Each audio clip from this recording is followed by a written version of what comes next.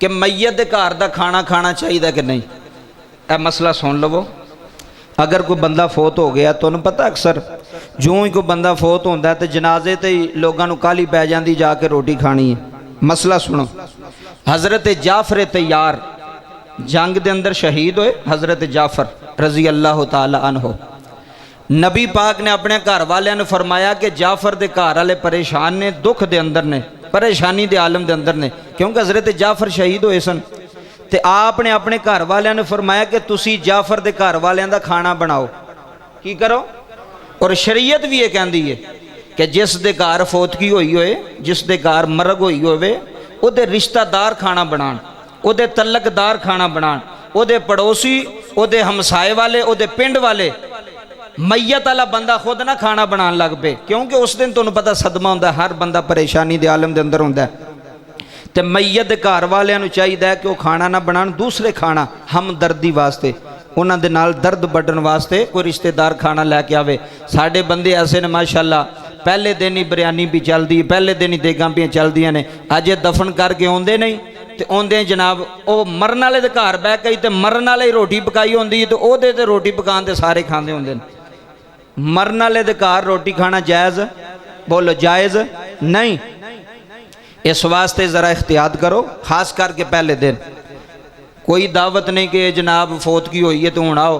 کئی بندے کہندے نے جی انہاں پکایا نہیں سی چنگا، کھانا نہیں سی چنگا، بریانی نہیں سی، مرچ بڑی سی، نمک بڑا سی۔ یہ مسلمان نوں اینا نہیں پتہ کہ شریعت کی کہہ رہی ہے کہ مرن والے دے گھر کسے دی طرفوں کھانا جانا چاہیے، کسے دی طرفوں۔ اور اے بھی ساڈے کچھ بندے آندے نے جی چولہا نہیں جلنا چاہیے مرن والے دے گھر، اے بھی غلط ہے۔ اگر ہن کوئی بندہ انہاں نوں کھانا نہ دے گا، انہاں بھکھیاں تے نہیں مرنا، بھکھیاں تے نہیں رہنا۔ اگر انسانیت محلے داراں وچ ختم ہو گئی ہووے، اگر رشتہ داراں وچ انسانیت نہ رہی ہووے، صرف ناں دا کلمہ پڑھیا ہووے، تو انہاں نوں اینا احساس بھی نہ ہووے کہ یار فوتگی ہوئی ہے محلے تے ساڈا حق بندا ہے تے گھر کھانا پہنچانا، اے ساڈا حق بندا ہے تے گھر ناشتہ پہنچانا، شام دا کھانا پکانا، دوپہر دا کھانا دینا، اے محلے داراں رشتہ داراں تعلق داراں دا کام بندا ہے۔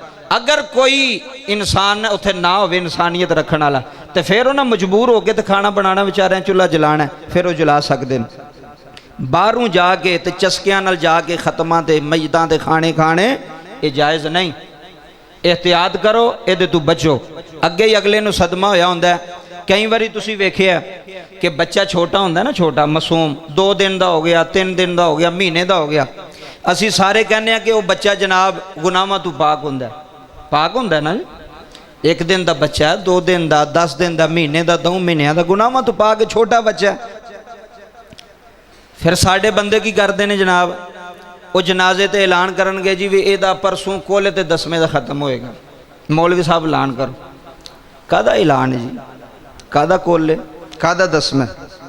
میں سنی ہاں الحمدللہ اور کٹر سنی ہاں، لیکن جتھے زیادتی ہوئے نا بیان کرنی چاہیے دی ہے، ظلم نہیں ہونا چاہیے، کسی تے زیادتی نہیں ہونی چاہیے۔ ایک بندہ غریب ہے، انہیں 1 سوا لاکھ اپریشن تے پہلا لایا، بیٹا ہویا، وہ فوت ہو گیا، 2 دن رہا، 3 دن رہا، فوت ہو گیا، کنا نقصان ہے۔ ایک وہ پیسے بھی چکے انہیں بیچارے، ہن او اپنی برادری وچ نک رکھن واسطے وہ کہندا جی میں ہن ختم بھی دوانا ہے، اگر نہ دوایا تو سارے برادری والے مینوں آکھن گے ساڈے کھاندا رہے ہیں تے کی ہویا جے تیرا چھوٹا سی، تیرا چھوٹا گھر ہی دوا لینا سی۔ یہ ساڈے اپنے مسئلے گھراں دے ٹینشناں، جیڑا ایک ہے ہی بچہ جنہیں گناہ کیتے نہیں، وہ دا کہدا تسی ختم پہ دواندے ہو جی؟ کہدا دنیا نو بلا کے 5 دیگاں میں ویکھیا 20 دیگاں پکا چھڑدے نے لوگ، امیر لوگ، تے کئی بیچارے ماڑے وہ قرضہ چک لیندے نے، 20,000 25,000 کسے وہ دیگاں والے نو کہندے نے یار تینوں دیاں گا تے تیری مہربانی کر۔ اے ظلم ہے، اے شریعت نہیں، اے زیادتی ہے، اے اسلام نہیں۔ ایک بچہ چھوٹا ہے انہوں دفن کرو، بس آپ ہی قرآن پڑھو، نماز پڑھو، بس ٹھیک ہے۔ اینے بھی کلاں دا وکھرا پہ ہوندا، او دا 10ویں دا وکھرا پہ ہوندا، تے جناب میلہ لگا، رشتہ دار آ رہے نے، جوں ہی میت دفن ہوندی تو انہوں پتہ ہے شام نو لوگ ہسدے ہوندے نے اس گھر وچ، وہ رشتہ دار ہی ہسدے ہوندے نے، بڑھیاں ایک دوجے دے کپڑے ویکھ کے آندی تو کتھوں لے آیا، تو کی کیتا ہے۔ یہ مرن والے دے گھر دی کیفیت ہوندی ہے۔ اس واسطے اندروں احساس کرو، اگر کسے دا فوت ہویا نا تو تمہیں دکھ ہونا چاہیے، تمہیں پریشانی ہونی چاہیے۔ یہ نہیں وہ گھر آ کے کھانا کھاؤ، دعوتاں کھاؤ، انہوں ہور مجبور کرو، انہوں قرضے تھلے اتنا کہ دب چھڈو کہ وہ 2 3 4 سال جڑا نا وہ قرضے تھلوں نکلے نا۔ اسلام نہیں۔ اگر ختم نام ہی دواؤ تو گناہ کوئی نہیں جے، میں ممبر تے بیٹھ کے گل پہ کرنا، اگر توفیق ہے کر لے، نہیں توفیق نہ کر۔ کوئی مولوی میرے سامنے لے کے جڑا کہ فرض ہے، واجب ہے، نہیں ضروری کرنا، نہیں۔ اگر تو مجبور ہے نہ کر، اگر تیرے تے قرضہ نہ کر، تو آپ ہی قرآن پڑھ، 5 وقت دی نماز پڑھ، نماز پڑھ کے دعا کر۔ کوئی لوڑ نہیں رشتہ داراں بلا کے 500 بندہ کٹھا کرن دی، 20 مولوی کٹھے کرن دی، تقریراں کران دی، نعت خواں نو بلان دی۔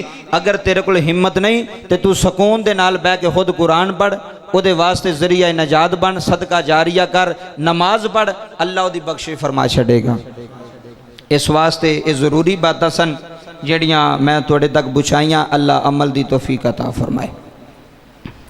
آؤ بابا